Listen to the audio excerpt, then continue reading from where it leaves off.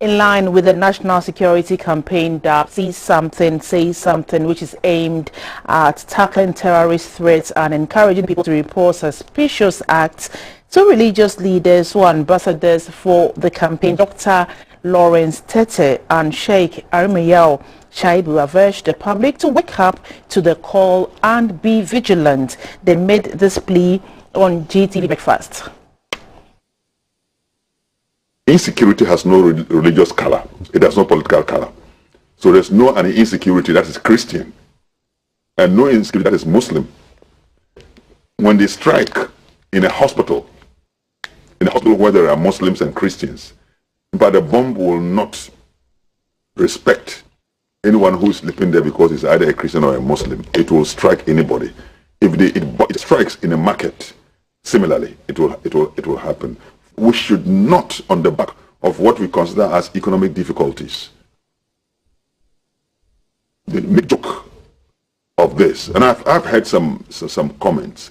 You need a country to save first for your economic development. Yeah, there has to be a country. They demand a country. Yes. And learning from what is happening in Nigeria and other places, I would never support anybody making joke of this because we are. Yes, you have the right. Please express your views about what our economic condition is. Please go ahead and do so, but never discourage people from collectively taking. We need a safe country. Okay. It's sad that in a situation like this where people's life is at stake and a whole nation is at stake, somebody can make a prank call. That is how little-minded people have become. So we must show some level of maturity and seriousness, and remember that you think it is very far from you, but it's closer to you than you can imagine. It could be your mother, it could be your friend, and it could be in the bus where you least expect that your relatives are.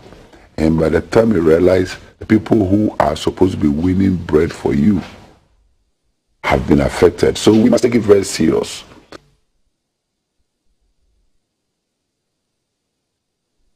We're going back to our earlier story to speak to the president of the Ghana Institution of Engineering, Reverend Professor Charles Enum Adams, to widen the scope of the perennial flooding in the country. Hello, good afternoon, Reverend. Thank you so much for joining us on News Hour. Good afternoon, and thank you for being on your program. Reverend, the MMDCs have been directed to immediately remove all structures on waterways. How far will that move to go in solving the perennial flooding in the capital city? There are two sides to this statute. One is maybe the president is assuming that the MMDAs have an inventory of all structures that are in waterways, and they have confirmed that these structures are the ones impeding the flow of water, and they have the logistics to, and then a definite plan to put them. But I doubt that they have it. But if they do, and they were sure that the notaries were in the waterway, I'm sure they would have removed it a long time ago. So I don't know what the president really wants to say by saying that they should move on structure. Let me say that when they change anything, as I said to you the other day, Accra is a low-lying area.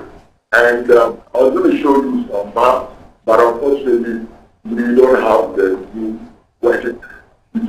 But if you check the map of Accra and you superimpose the flood zone in Accra, you will see that about 2/3 of or more than 50% of the city falls within very medium to very high risk flooding.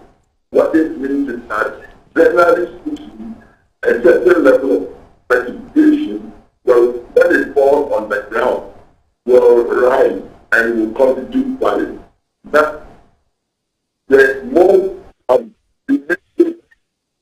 mention that these where we sit is that if we had a well-designed, well-streamlined drainage system, then every one of this water will fall in the drainage system and go to the outfall point.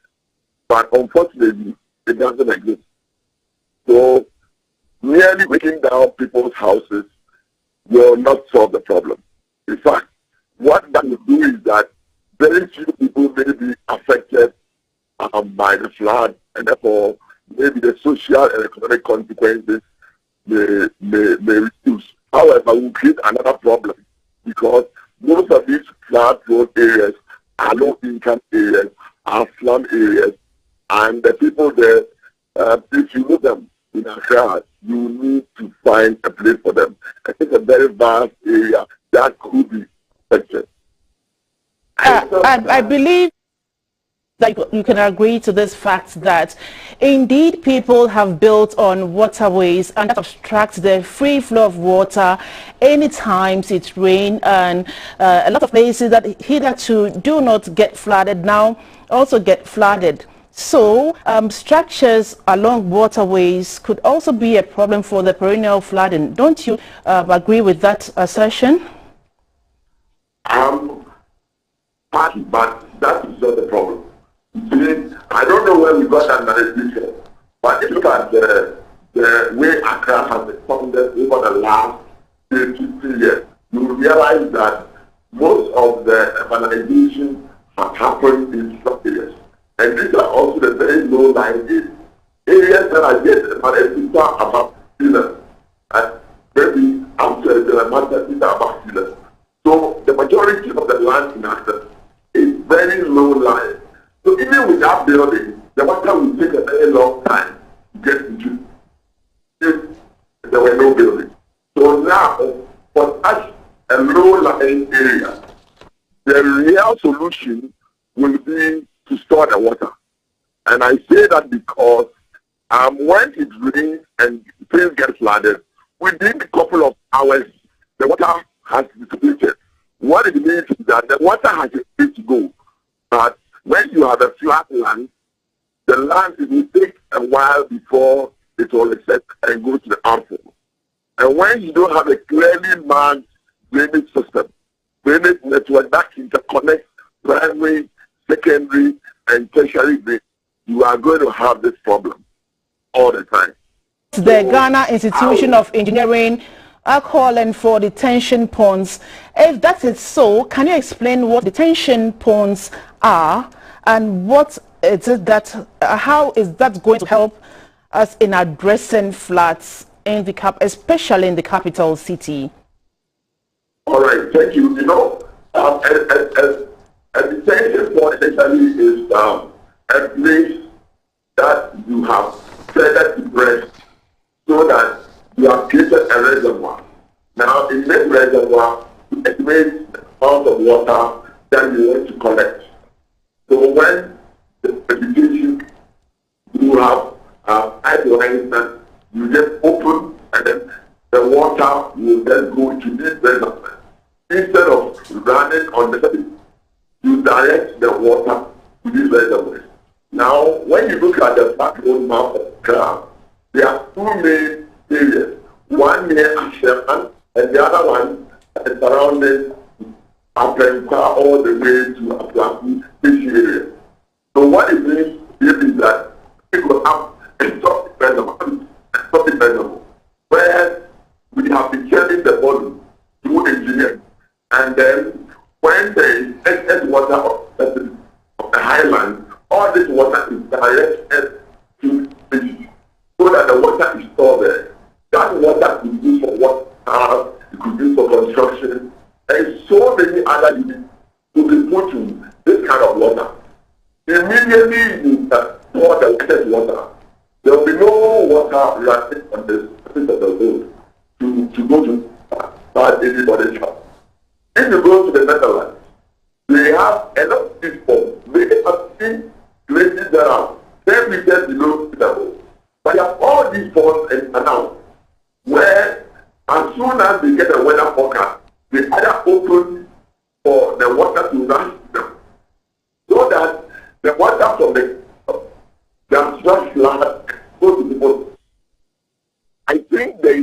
much that we know already. But we need political will, we need political commitment, we need government commitment. Because this problem goes beyond municipality. Already the municipality have not engineers anyway. Most of them don't have engineers or, for that matter, hydraulics and the kinds of people who can solve the problem.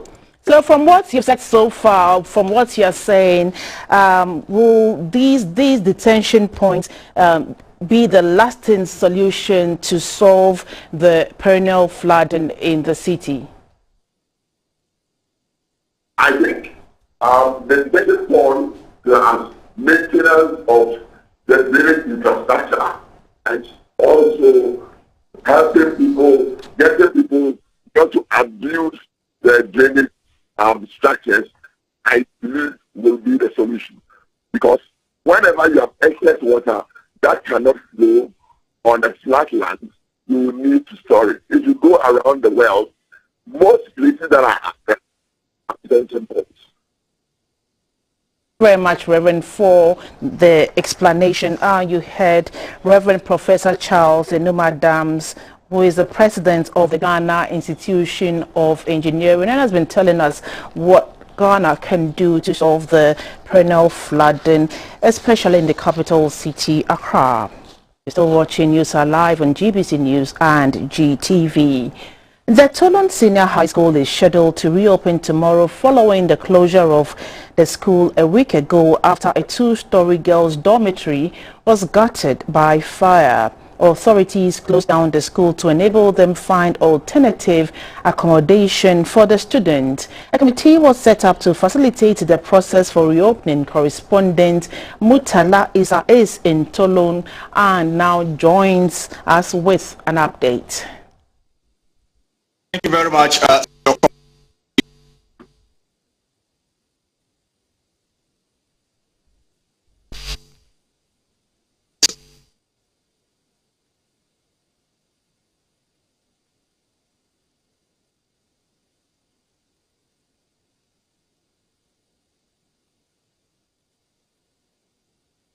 Children, but we are here to find out from the DCE how ready are we even reopening at all tomorrow? Honorable, thank you very much. If you can tell us how far with preparations towards reopening tomorrow. Thank you very much for having me. We are adequately prepared for opening tomorrow. Because after the incident on the 19th, we asked the girls to go home and come back on Friday and tomorrow. Because of that, the number of interventions up to the committee was set up, and they have been able to identify a number of places, some within campus, some outside campus. So, as you all know, the one within campus, because they are classroom blocks, there were not facilities for urinals and even where to bath and other sanitary places. So after the committee, the sister assembly to ourselves put up all the facilities before tomorrow. That is why you can tell yourself by seeing that we've seen a lot of work done there. Of critical interest is the issue of the girls. We are aware you have identified a place in town for as an alternative accommodation. Are we moving the girls to town considering their vulnerability? In fact, the vulnerability issue has been taken care of. The committee, upon submitting their report, a lot of deliberations have gone on. Finally, we all decided that they are more vulnerable. Because of that, the area that have been identified outside the camp, we should rather move the girls to those areas and leave the boys domestic for the girls so that they will still be in camp.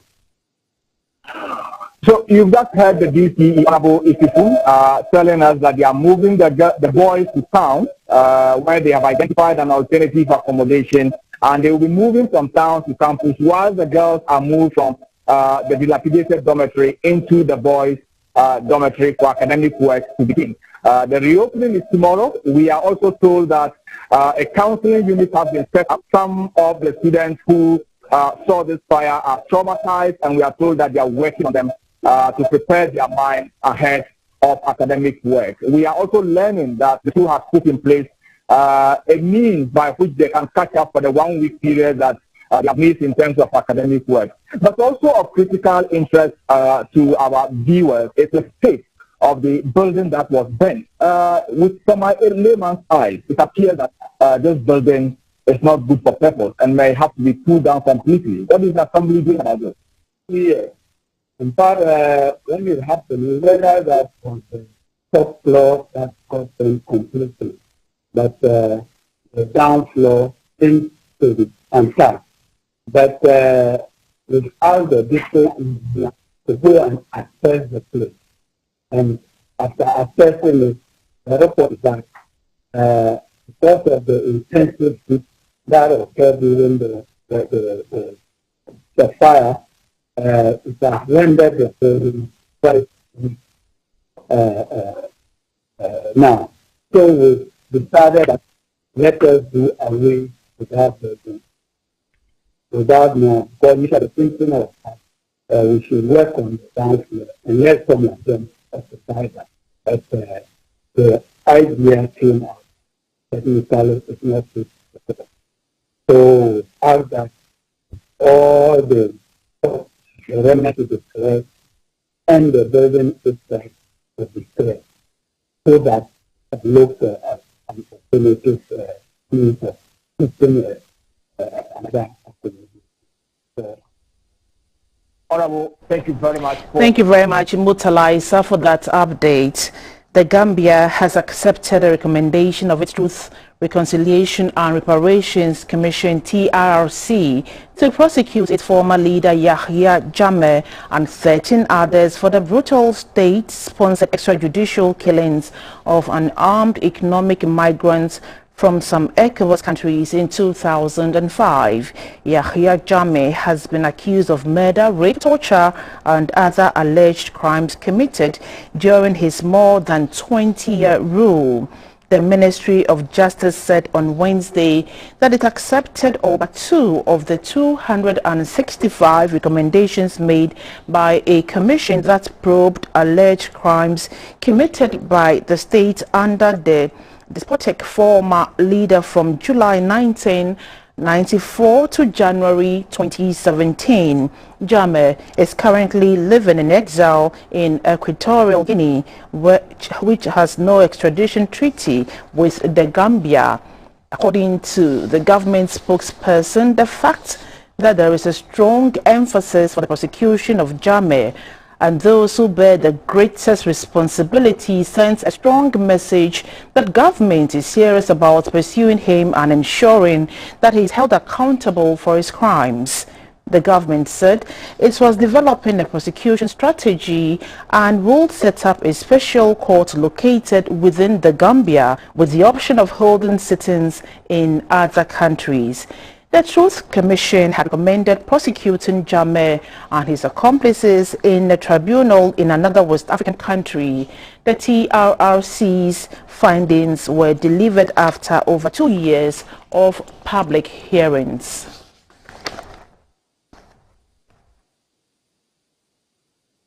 On the phone lines is the Dean of the Ghana Armed Forces Command and Staff College, Dr. Vladimir Intridanso, to discuss the possible trial of former Gambia President Yahya Jammeh. Hello, good afternoon, Doctor, and thank you so much for joining us on News Hour.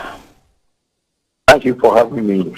Doc, how did you receive the news of a possible prosecution of Yahya Jammeh, considering Gambia's relations with its neighbors? Well, I thought it was a positive kind of a piece of news because in Africa we are lagging behind in trying to let our politicians account for their stewardship. We all know what happened in the Gambia for the long years that Jammeh was in power. And if the Truth and Reconciliation Commission is able to establish something against him and indict him, then I think it's good for democracy in Gambia. And I believe that the right thing will be done. Several countries, Israel and other places, you have prime ministers and or presidents having been jailed before. And I think it's one thing if we are able to do on the continent, we should be able to hold our politicians accountable. So, Doctor, let's talk about the ex-president following. There's no doubt that he has a large following. Can the trial compromise the security of the country? That does not mitigate the crimes that he has committed. He's got a large following, that's true. But then the followers themselves will have to grapple with the very fact that this has nothing to do with Jammeh as a person, but as part of the rule of law.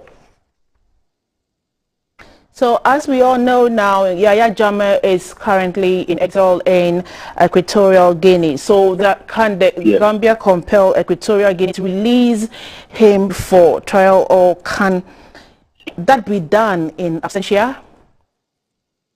That can be done in absentia if Equatorial Guinea is unwilling to extradite him. But if they have a extradition protocol or some treaty, then Equatorial Guinea has no right but to extradite him to stand trial in Gambia. So the TRRC, that is the commission, is recommending a tribunal outside the Gambia, while the government is also seeking to establish a special court in the Gambia for the trial. What do you suggest is the way forward? Well, if you were tried in the Gambia, that would be good. But it has its own security implications. So any tribunal outside Gambia can be made to try him if the Gambia enters into some kind of negotiation. But in today's international law, universal jurisdiction allows any country that is even Ghana and ask for the trial to be held here. Because, as you know, some 44 Ghanaians were alleged to have been bludgeoned to death on the orders of Jammeh. So Ghana has an interest. So now victims living in and outside the Gambia have been calling for the ex-leader to face justice. So will the prosecution of Jammeh bring to an end all the atrocities and issues surrounding his 20-year rule? Of course, if there is a proper tribunal, they will unravel all that he has done, and the constitutional remedy for such atrocities will be now put on his head. All right, I'm afraid that's all time will give us for now. Thank you so much, Dr. Vladimir Entry, for your comment. And Dr. Vladimir Entry Danso is the Dean of the Ghana Armed Forces Command and Staff College. 8 Danish companies in food and agribusiness are exploring market opportunities with local organizations in the country to help promote sustainable agriculture and also address post-harvest losses. At a forum on changing the narrative of food loss in the country, the companies pledged their commitment to introduce Danish solutions to transform agri-food systems through green and climate-resilient practices. A report by Ofrewa Daku. To help improve the productivity and resilience of Ghana's food system and to make agriculture part of the solution to climate change, Danish and Ghanaian food and agriculture technology providers are collaborating to improve efficiency in the agricultural sector. This is to help reduce post-harvest losses and improve incomes. Majority of agricultural value chains remain unexploited. This has become imperative Now, I would therefore like to entreat all Danish companies in the agriculture and food sector here to take advantage of the opportunity that Ghana's agriculture sector and food systems present. Denmark's ambassador to Ghana, Mr. Tom Norin, said companies in Denmark would continue to strengthen partnerships with Ghanaian agri-producers to boost productivity, enhance resilience, and promote the growth of Ghanaian businesses. It can be the farmer who can increase the yield from crops, or the company that can increase their production and decrease food loss by using improved cold chain technology. This aspect is important for us because Denmark's understanding of sustainable or sustainability includes a strengthening of labor rights and conditions across sectors. The Danish companies are also ready to provide cold chain logistics, food safety and processing, as well as storage facilities within the agri-value chain. Post-harvest losses have been identified as a major challenge to achieving food and nutrition security in sub-Saharan Africa. In Ghana, it is estimated that more than 50% of production in the agri-value chain goes to waste. For GBC News, Efrei Wadako reporting. The Privileges Committee of Parliament is to begin sitting in relation to the matter of absentee MPs in the House. The Speaker made a referral to the committee after it was realized that 3 MPs had absented themselves for more than the 15 days acceptable threshold without permission. The committee has 2 weeks to present a report to the House.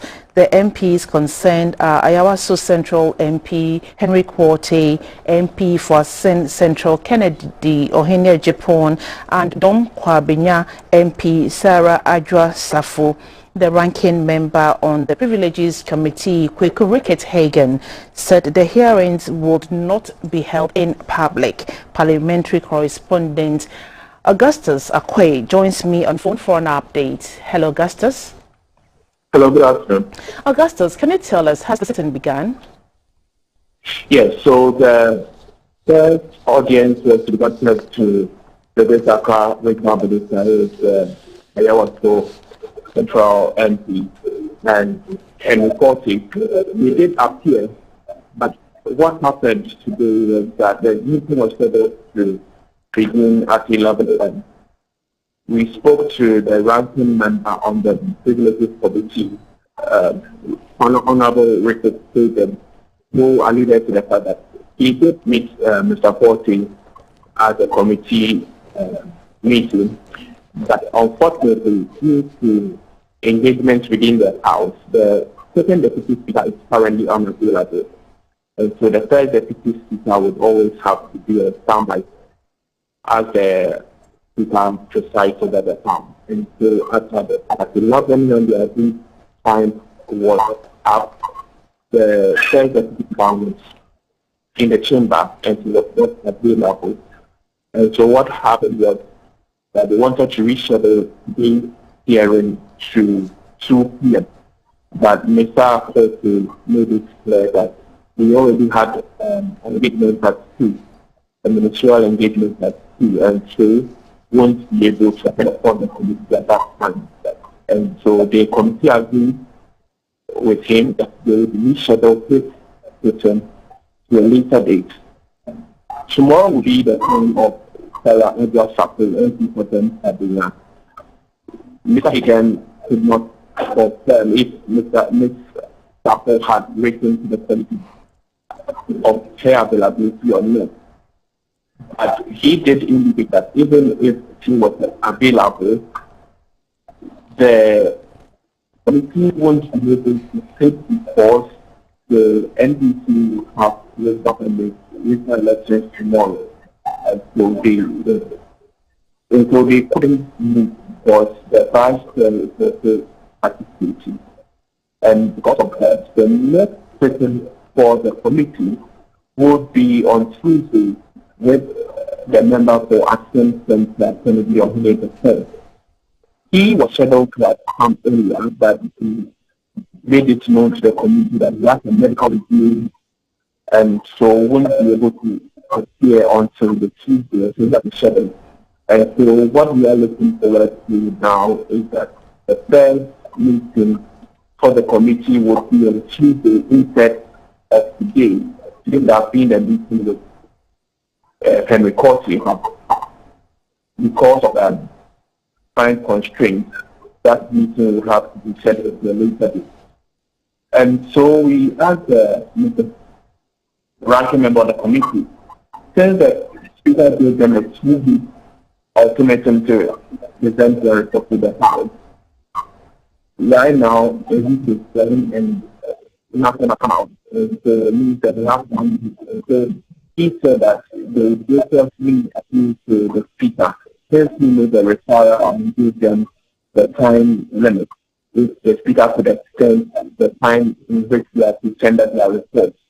And that's what we are also looking at, because practically the committee next week may not be able to meet all of them and prepare their assessment. So that is the committee determines whether they would be able to work within the 1 week conference. Augustus, thank you for that report. You're still live on GBC News and GTV. When you're watching news, I'll be back with the business segment. Please don't go away. Dealing with the filth in Accra. The gutters are choked with garbage. The streets are a jumble of filth. The beauty of the serene beaches is marred with human feces and plastics, as many defecate in the open. Residents are up in arms when the situation gets out of hand. Because of these litters, you can't even stand there for even as we speak here. If the mosquitoes even refuse to breed on it. Partners in sanitation suggest alternative policy interventions. Landfilling is not the way forward. We are recommending treatment facilities. But in all of this, have we made gains in the sector? How can you have a people who have a lot of ability and still practicing open defecation? The task facing Ghana to achieve SDG Goal 6 on